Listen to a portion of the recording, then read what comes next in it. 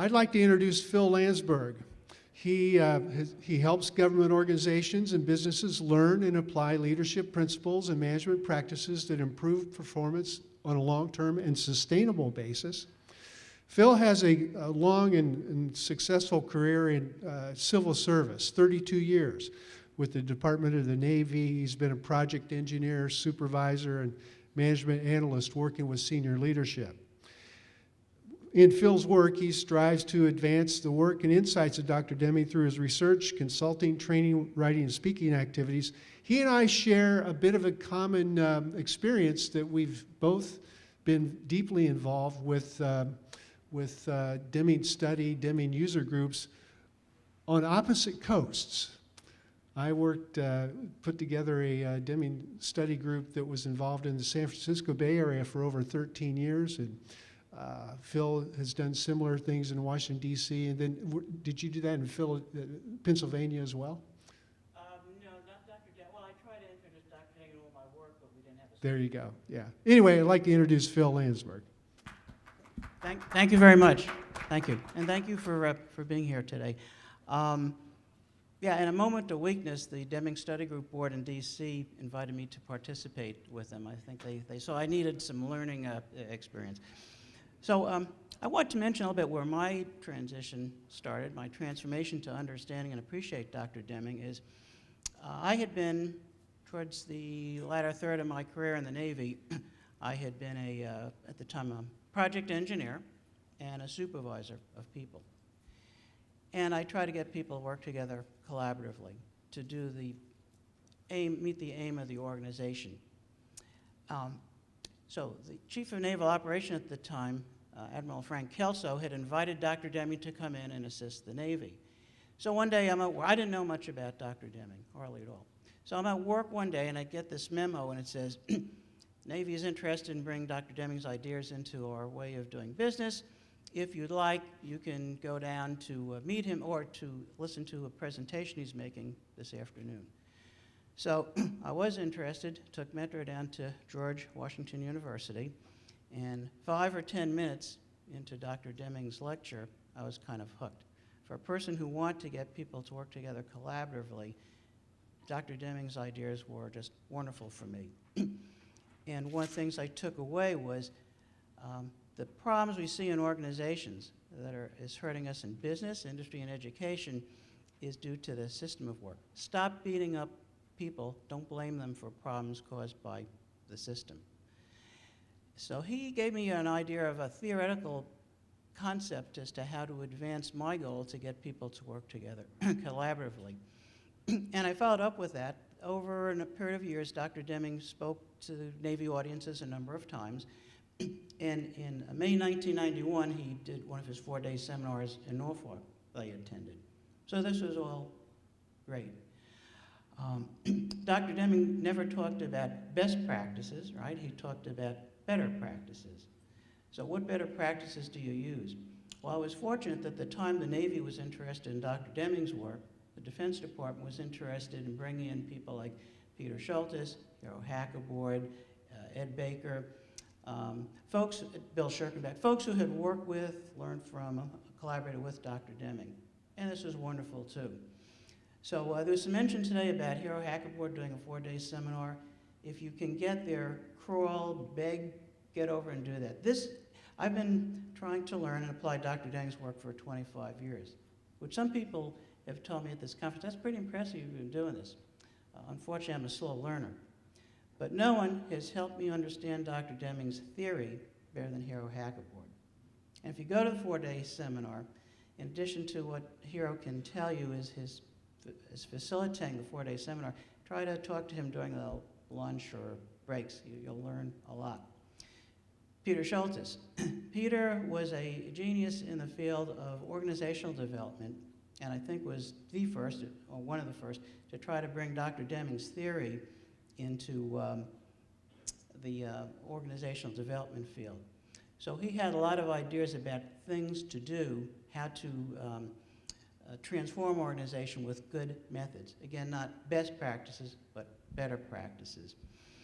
So one of the things I learned from Peter is this idea that if you're trying to develop a product or a service, and we're talking today about government work, so we provide products and services in the government to the public, there are two approaches you can take. The same applies to industry. You can have a product out approach, or you can have a customer in approach. So a product out approach would be, I've developed this presentation and I throw it out to you. And you may not realize this, I actually have practiced this, and I've seen the view graphs before because I've created them. So that's a product out. You do the thing, and 30 minutes from now, we're all going to be happy. Well, I'll be happy because I'll be done. But the customer out approach is to bring folks into this, into the learning thing, the learning process. So one of the things I want to start off with is force field analysis. This is a tool, if you Google it, you can find it. It's developed by Kurt Lewin, a social psychologist. Peter advocated for this. And one of the things I want to show, demonstrate, the concept, how many folks have seen this force field analysis before? The concept is if you're trying to bring out change, we're going to talk today about change in government. There are forces that drive the change and forces that might oppose the change. So right now you might be in a state of equilibrium. If you want to make government more collaborative, what can you do to change a situation? If you Google it, you'll see there are two things you can do. There are driving forces that might drive a change or improvement, and there are restraining forces that work against improvement. And there are two things you can do. You can increase the driving forces, remove the restraining forces. And if you Google this, it'll say that, well, both things work. The idea is to get off the equilibrium situation. So what's the problem with this? I mean, is there a better way? Should we emphasize the more driving forces or restraining forces? Anyone have a recommendation about which way to go? Is there a better approach or one to emphasize? Depends. Well, here's what Peter Schultes would have to say. Most times in change as an organization, including government, how do we try to bring about change? Two things. We coerce. I'm in charge, so here's what's going to change. Or we try to appeal to rationality. This is the better way to do it. So management by objectives is bad, rating and ranking is people bad, and now we're not going to do that. But forcing things, what might that do to fear in an organization? Make it better or worse? Probably makes things worse. Usually for smart people, if you try to coerce them, it just digs in the resistance to change. And rationality, people have different ways of looking at systems. If you tell people that have been managing by objectives and using pay-per-performance that their program is all wet and give them all the reasons why that doesn't make sense, that's not going to instantaneously transform them. So a better way is to try to remove or address the restraining factors. That way you'll build some change and some agreement. So I was wondering today, I want to make some comments about two things. One, changing our form of government, or not our form of government, our system of government, as well as addressing how we manage organizations. I spent 32 years trying to help manage in the Navy Department. What do you think, what are some ideas that you might have about how to bring about more collaboration in the political system of our country? What are some things that we could do? Any recommendations? What are some of the problems that we have, I should say, that are restraining more cooperation in the political field, put it that way? Any recommendations? Well, there's the way we fund campaigns. Mm-hmm. So in my view, I think that would bring changing that would bring change. Yes. Well, I personally agree with that. And thank you, Antonio, a helpful contribution.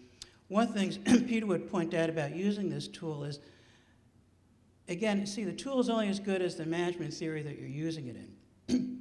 So I have seen this tool used, and Antonio might make the same comment, and the manager would say, nah, that's wrong.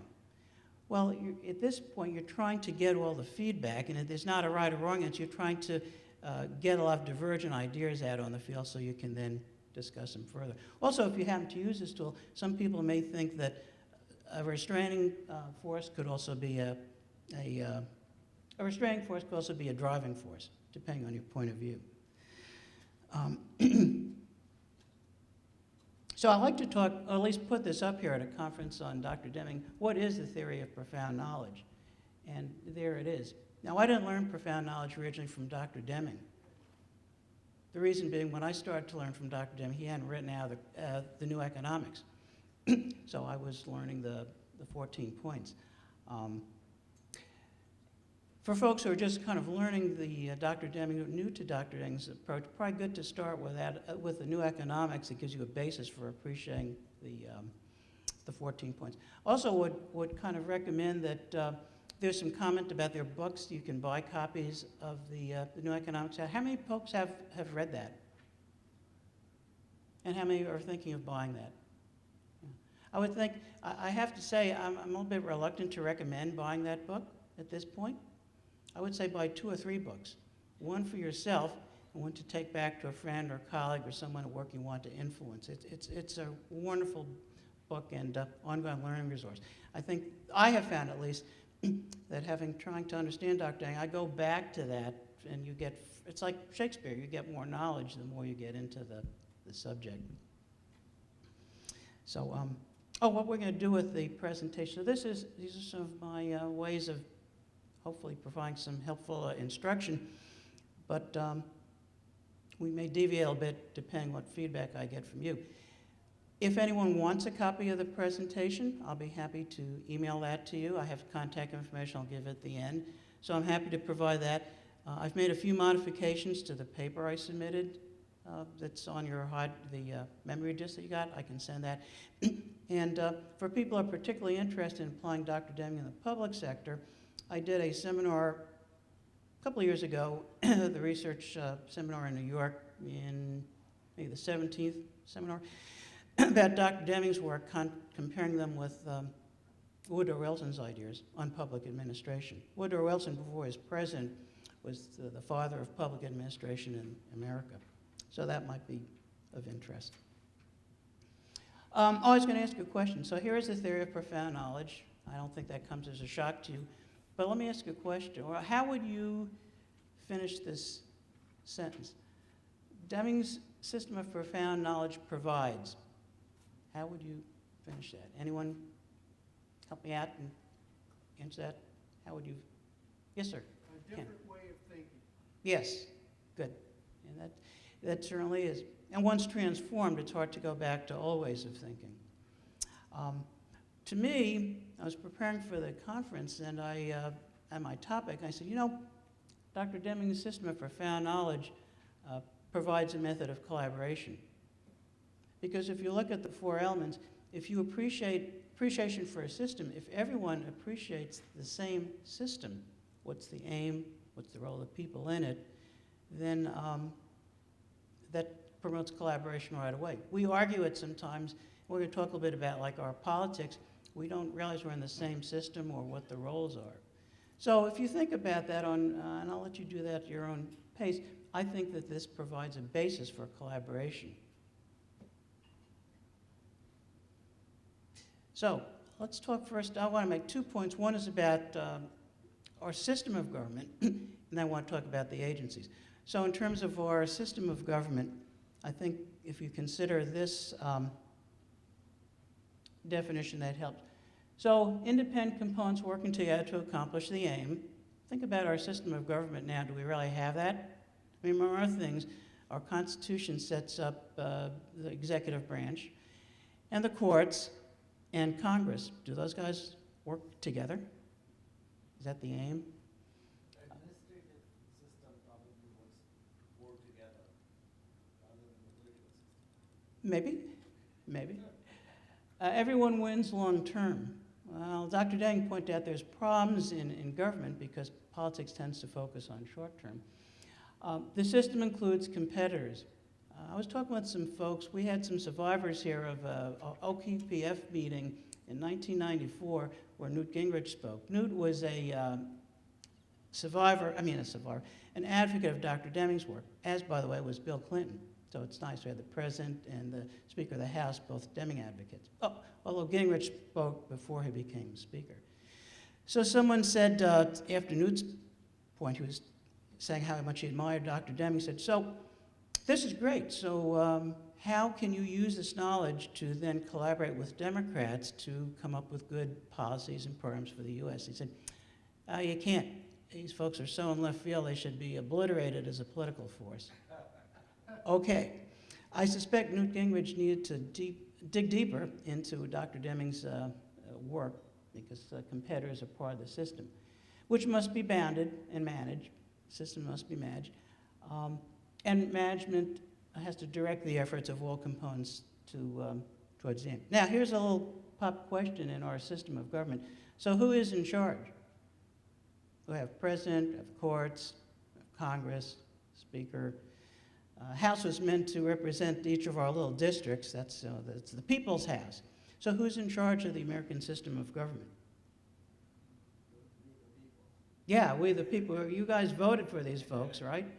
And if you're not happy with the results, we'll have to change the system. So I mentioned a little bit about Bill Clinton and Newt Gingrich, advocates for Dr. By the way, so Bill Clinton was, before he was president, he'd written an article for the AQP, Association for Quality Participation, what I'd do if I was president, and he lauded Dr. Deming's work. Then he becomes elected president, and what happens? Al Gore, reinventing government. He kind of outsourced, right, the change in quality to Al Gore, and none of the concepts that Dr. Deming used was picked up. So reinventing government, lasting change, nah, not so much. So lost opportunity for transformation. Now we move forward a few years, we have John Boehner and Barack Obama. I don't know that those folks understand or have anything, any understanding or appreciate Dr. Deming's work, but we have political gridlock. So the problem is, don't change the people, change the system, and you need to have a different sense of knowledge to do the transformation. And again, in the system of governments, unfortunately, or fortunately, we're in charge, right? Barack Obama is not in charge. He'll be a public citizen in 16 months. So, is bigger better? We tend to argue about, is government too big or too small? So, what's the right answer? Well, size may matter in some things, but not so much necessarily in government. Here's Dan Evans, who is a respected three-term governor of Washington, a state I am moving to in a few months. And he said that politically we argue about smaller government or bigger government. I believe we should work towards smart government, right? Dan Evans, one of the other things he's known for saying is, I've never met a Democratic salmon or a Republican highway. What we need to do is work together to meet these significant problems common problems that we face as a people. It was interesting to me, I went to, if you haven't been to a presidential inauguration, it's a great pageant. I would recommend that you get a chance, if you get a chance to do that or take a chance to. My wife and I braved like 20-degree weathers to go to Barack Obama's first inauguration. And I've been to Democratic and Republican inaugurations. And I was hoping that Obama would say something memorable during the inaugural because he's a good speaker and had said some inspiring things during the campaign. And most people think it was an uninspiring speech, but he said, this got my interest because you hear what you have different expectations and levels of knowledge. He said, it doesn't matter how big government is or how small it is, what matters is how effective it is working for the American public. And that's the thing. But size does matter in the sense, we know from Dr. Deming, bigger systems are harder to manage, but they potentially can provide bigger impact. Smaller systems, easier to manage, but they may not have the same impact. There's not a right or wrong answer. Again, it's how we can work together to make things more effective. And that, of course, is the systems view. My little diagram. Number of people have showed Dr. Deming's diagram of a system. Peter Schultes used to use this, he called it a CPOC model, CPOC. Suppliers, input, process, output, customers. So if we're considering our system of government, as I say, who's in charge? Well, the public is. Now, here's a question. Campaign finance is a big issue, causing some discord. We have, I was listening to Jimmy Fallon last night, Tonight Show, whatever, and he said 52% of the American public thinks Barack Obama is doing a good job as president. 48% are Republicans running for president in 2016. We've got a lot of candidates. So we have a political system, in addition to the issue of campaign reform, our political system, parties are oppose each other. Well, in our system of government, where are the parties? Where do they fit? Where are they specified? Where do they come from? See, the problem is the Constitution doesn't say anything about political parties. So they have an inordinate, and the political parties, what seems to drive them? Self-preservation and keeping their numbers high in terms of who gets elected. We have like a 10% approval of Congress. You know, we have like and we have like 95% of congressmen keep getting reelected. One of the reasons is the districts get gerrymandered by the politicians to perpetuate themselves in office. So right now, the system of politics determines who's going to be a candidate, how we nominate candidates, and how the congressional districts are drawn. It's not necessarily in the public interest. So that's something to consider too. Oops, wrong. All right, let's talk a little bit about improving in public systems. Move through that and then leave time for question and answer. Peter used to use this model in his training. This is from the Leader's Handbook. People working with it, basics of an organization. If you want to describe briefly what an organization is, people working together within systems and process to accomplish some purpose. So if you use Dr. Deming's system of profound knowledge, you'll get better results, and you'll get different results if you were using a more command and control approach. Heavy losses in government. Dr. Deming spoke about heavy losses. In government, some of the problems particularly see is short-term political folks, and matched by results. So I mentioned Clinton's effort and the Al Gore effort to transform government. Reinvent government was their term. They came up with this goal of reducing federal government employee by 252,000. Weren't going to fire anyone, going to do it by attrition, but they came up with that number. So I asked one of the officials of the administration, well, how did you come up with that number? So, well, if you take the ratio of 1 to 7 workers to supervisors throughout government, you get this efficiency. I said, well, that's kind of a crock because, you know, organizations should be based on what they're supposed to do, not just some arbitrary numbers. Well, not to worry, there's another calculation that comes out to the same number. So it's like it was just, it was not a very, well, it's just an example of why managing by goals and management by results, it's kind of ridiculous. Here's one of the things I came up with. So I did when I retired from the government, I did a number of courses for Pennsylvania state agencies, how to apply Dr. Deming's work. I used one of the courses I did, I used the example of Titanic to show how not to blame people when things go wrong, but use a better system of management to make things better. And people would like the course, and they asked me when it was over, they tend to say, so where do we start? And I remember that Dr. Deming, when he was advising the Navy, he'd get asked that question. He'd say, hey, I'm teaching you theory. You use the theory in your particular organization because I don't know your system as well as you do. You know, so I'd just be tampering if I gave you some quick answer. So I used to say, I just would kind of say the same thing. Then what I said is, well, I'm smart. I learned some feedback. I want to bring the customers into the process. So I would say at the start of the course, think about some problem you have today at work, and then as we go through the course, at the end of the day, maybe you'll have some new insight how to address the problem. And, okay.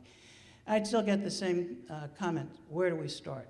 So I came up with this little idea about strategic action management, or managing strategic actions. I call it strategic action management.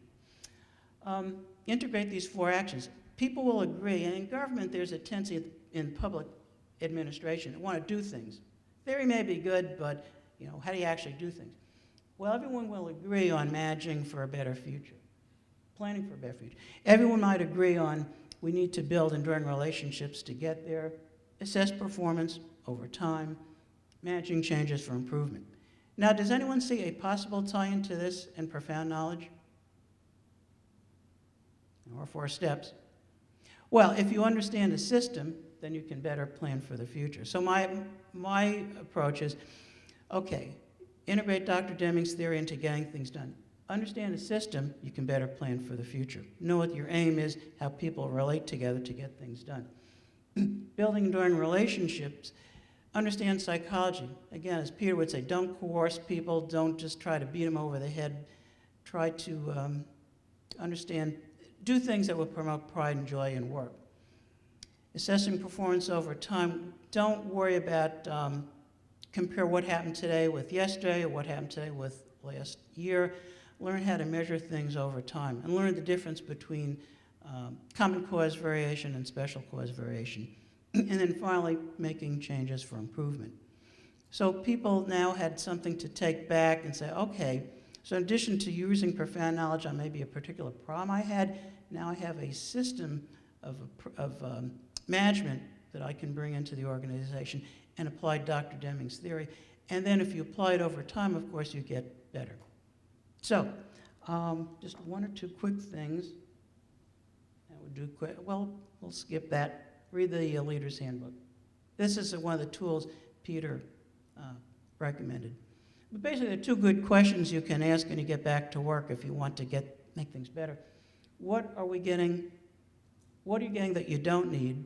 That's waste you can eliminate. A lot of times we do things in government we don't realize they're not really needed. What do you need that you're not getting? But anyway, for continual improvement. Some good resources I recommend. I mentioned the team handbook. We've talked about the new economics. Joyce Orsini did a wonderful job a few years ago, edited some of Dr. Deming's writings in The Essential Deming. And then Mickey Edwards, a Republican congressman, conservative guy, got gerrymandered out of his congressional life by the Democrats in Oklahoma. And he wrote a book called The Parties versus the People. Talks about how to get the politicians and the parties out of messing up our system of government. And then it's my contact info. So I'd be happy to, again, send you my stuff, get some feedback, have dialogue with you, whatever. So, questions and answers. While you give me the questions, I'll give you the answer. Yes, Claire. Well, as a lifelong Washingtonian, I can say that what I think the big problem now, and I don't know how Dr. Deming has solved it, is when I was little, congressmen would move to Washington, they'd bring their families, their children to go to school here. Every night there were parties at the embassies that were reported the next day with what everyone was saying to everyone else in the paper. There were state dinners at least 3 or 4 times a month. There have been 2 now, I think, in the Obama administration, maybe 3. And now when somebody's elected to Congress, they fly in on Tuesday, sleep in their office on Tuesday and Wednesday, and fly home to raise more money, and they don't even know who's in the next office. Yes, Claire, excellent contribution. Well, you and Antonio have hit on some very key aspects. Bill Clinton said the same thing. They'd asked him recently, and he wrote a book that deals with this. How can you make some changes? It's like get people to relate as people. Now we're just, we're in there, we're at, and we're campaigning. I was reading this book by David Axelrod, one of Obama's campaign advisors. Brilliant guy from Chicago, and he said that, so he knows Chicago politics. So back in time, before the Gingrich Revolution, the Republican Party, Bob Michael was the Republican leader in the Congress, in the House of Representatives, and one of the key Democrats was Dan Rostenkowski. So one was conservative Republican, the other was a liberal Democrat. They used to share an 11-hour car ride back home on the weekend so they could visit their families, get back to see their constituents, and then get back to work like on Monday. There's not much socializing between Democratic and Republican members of Congress anymore, as Claire indicated. So times have changed. We have to do some things, again, to change the system rather than blame people and hold them accountable. So thank you very much for your time and attentiveness.